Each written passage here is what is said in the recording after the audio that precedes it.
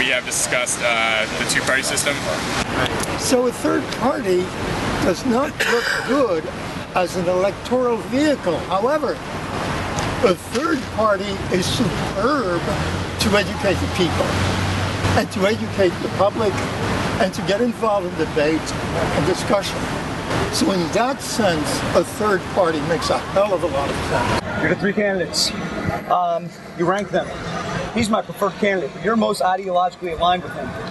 It creates a different dynamic between the candidates.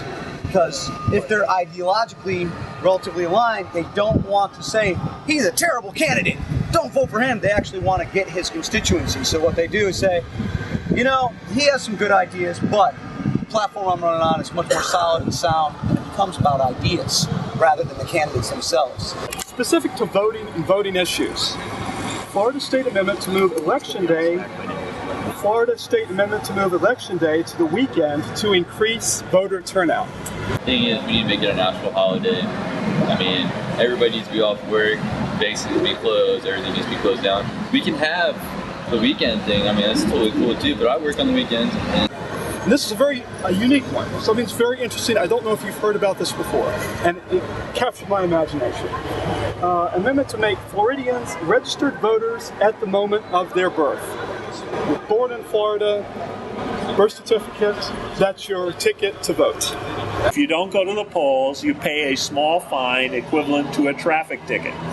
It motivates the most naive of voters to go to the polls. Now, people argue, oh, they're not informed. Guess what? They're not informed. I don't deny that. But they know where their interests are, and they go to the poll. As far as registering for voting, the voting machines are rigged. The poll workers are helping the people to make the right decisions that they want to make. Voting poll tapes are being discarded.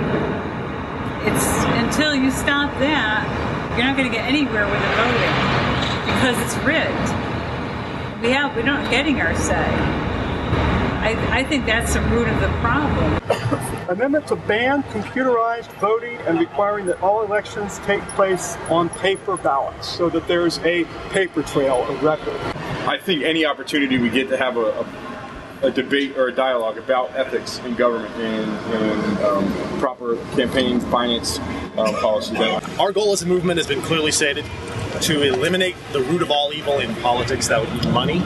There was a developer, and he had like 20-some different shell companies, and it was, the maximum contribution was $500, and he was able to funnel close to $10,000 just through these different companies he was a principal of or a registered agent, and it's perfectly legal. We need to support that piece of legislation. I wish I had a number on it, but it's just basically all adulteries, ethics reform.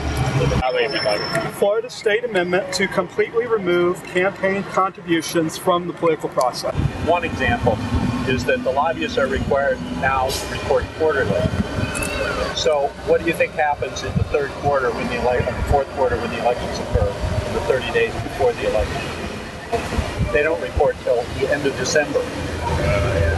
So everything they spend on elections and influence peddling and the other activities is in October. And we were dressed in our regular clothing just to hear the budget proposal, and we were trucked out. So maybe it's something to explore. I'm not asking for consensus, but maybe some kind of day of action where we mobilize people to lobby in their regular clothes and mobilize our legislators to do the same.